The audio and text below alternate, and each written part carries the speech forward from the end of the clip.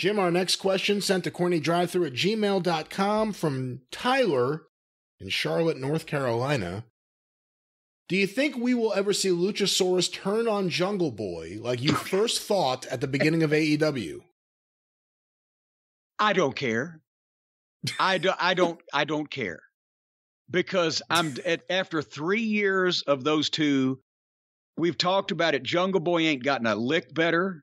He's still a bland, boring, mumble-mouthed guy that you can see sitting there playing on his telephone in a corner somewhere.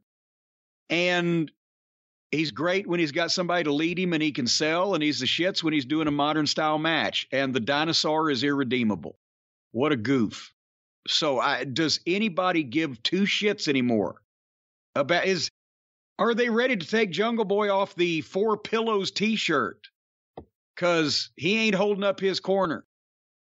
And it's been a combination of the sad booking and the fact that this guy has not stepped up and gotten better and taken more responsibility on himself to be a better talker and be a more exciting personality.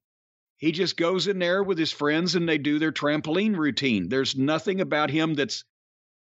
I was in training programs and evaluating guys and their progress and how they start from rookies to getting their experience and their personality coming out. And I see the same guy as I saw 3 years ago being booked the same way, and it wasn't good then. And it's not good now. I'm talking about the way he was booked. He had potential. Still does, but I don't think it's ever going to be realized because he's lost 3 years. He's still having these,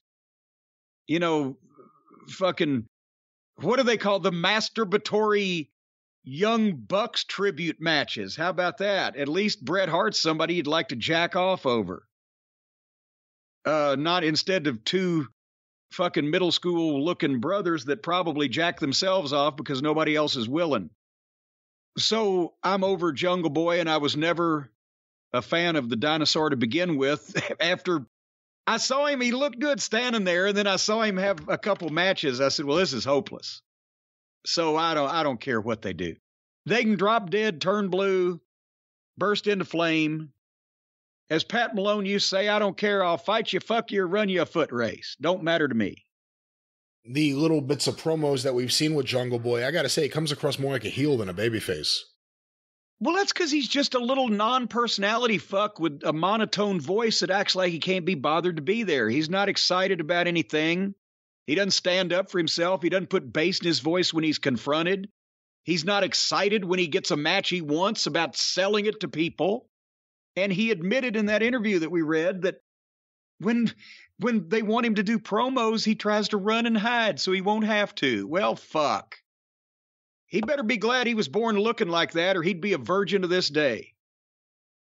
Well, that's not fair. Don't forget he's also rich. Well, is he rich? Or was his dad rich?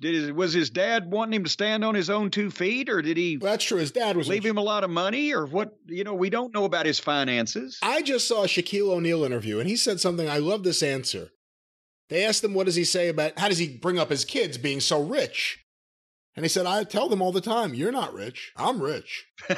You're not rich at all. This is all mine. This is my money. And I love that. Well, and that's what I'm saying.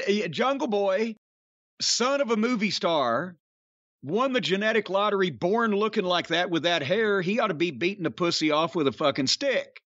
But considering his personality, if he hadn't been born looking like that, I guarantee you that the Four Sisters on Thumb Street would be his date every night of the week.